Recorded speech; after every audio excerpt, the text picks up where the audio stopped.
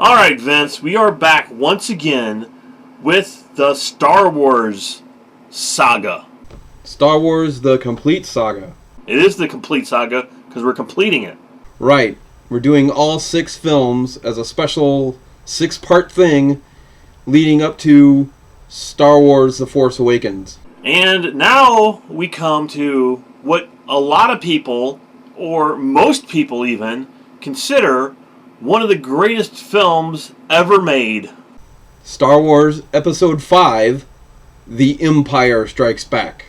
Now, what can you say about this film, Vince, that hasn't been said? I mean, what could you possibly say about it? I mean, we had the same problem that we did with Episode 4. I mean, what can you really say that hasn't been said?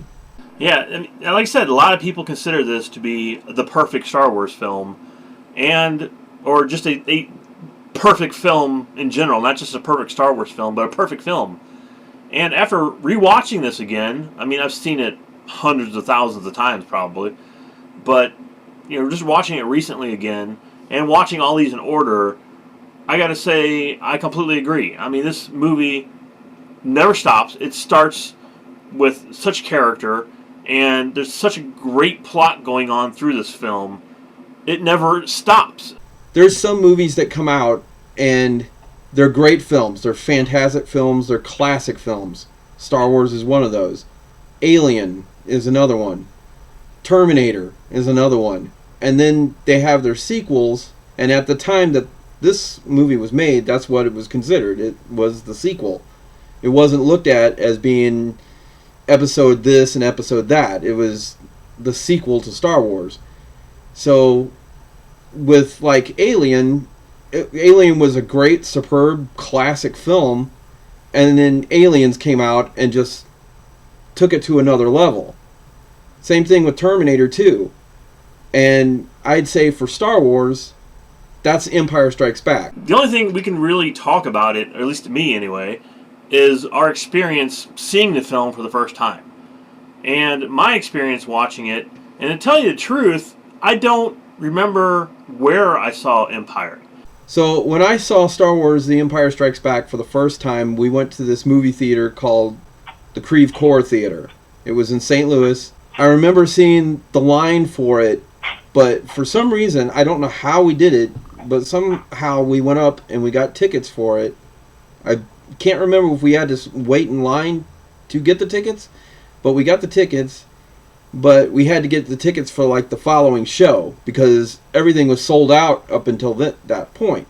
So we had about 3 hours to kill before the next show. So we went across the street from the theater to eat dinner.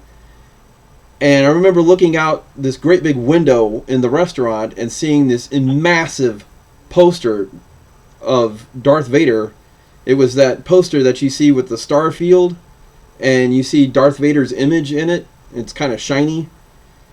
And it was just this massive poster, and it was up on top of the roof of the Creve Coeur Theater.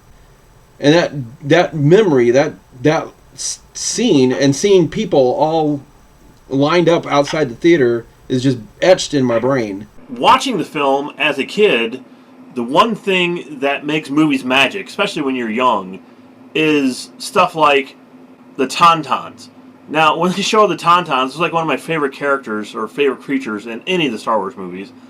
I thought they were real. I mean, it's like, wow, cool, because you're a kid, you don't realize they're special effect, and they're real to you. And the whole time I watched that, they were real. And then, until years later, until I realized there's no such thing as a Tauntaun, I was like, what? There's no such thing as Wookiees either, Dave. Yeah, well, Tauntauns, they made them so realistic in the movie where they had the breath and they looked so real. I thought they were real. They did this movie so well that it made it feel like it was a real place. And like you could really actually go to that galaxy and you would see all of this. I don't remember how old I was when Empire came out, but I was still obviously collecting Star Wars action figures. And like for every birthday we used to have when we were little, we'd always go out to the country.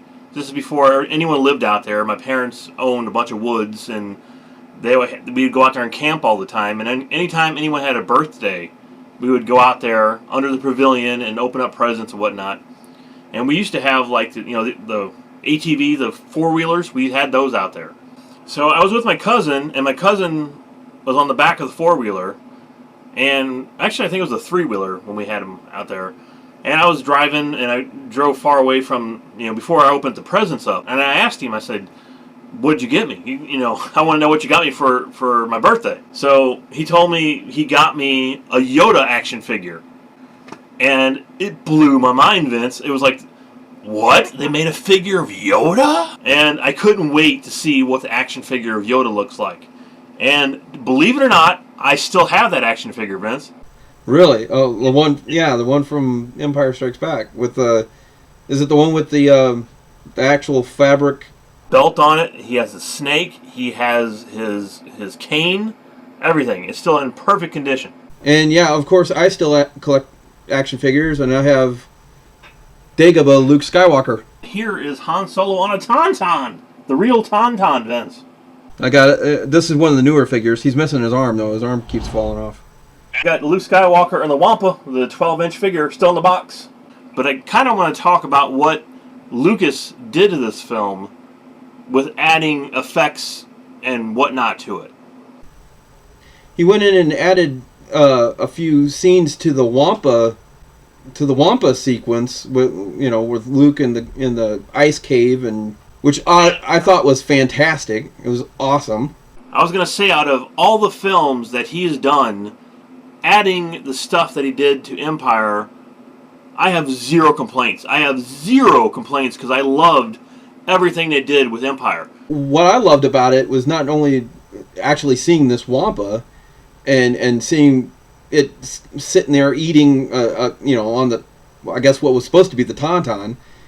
And not only did I like seeing that, but I liked the fact that he went and actually filmed that scene, added it to the movie, and it looks like it was always there. If you're going to add stuff to a movie, this is how you do it. So the other stuff that he did as well to it, he added like windows to Cloud City, which I thought was amazing. I love the fact that he did that. It made it more open. It was like, wow, I can't believe, because there was never windows there before, and now he's got these big open windows where you see, people walking back behind it or ships flying around, and it was really freaking cool. I really liked it. Because if you're living in a city up in the clouds, why would you not have windows everywhere? I mean, that wouldn't even make any sense to be able to walk around. You'd want to see outside. And all of that actually made sense to the plot of the story, rather than like putting R2 in a cave full of rocks. I mean, that makes no sense. This makes sense. So another scene I like that he added too is the whole thing with the, and it's a real quick scene. It's the whole thing with the shuttle, with Darth Vader's shuttle at the end and landing in the Star Destroyer, and you see Darth Vader come out of his shuttle. I thought that was just amazing. And it was actually footage that I think he had filmed for Return of the Jedi. So, what can you give a perfect film, Vince? Well, A New Hope began Star Wars. Empire is what created Star Wars. What's great about this film is it starts off on kind of a action-packed way, and then it doesn't really have an ending.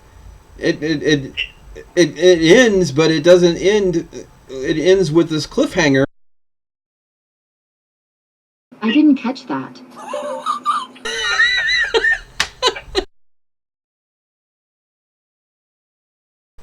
Did your phone catch that? Does it understand now?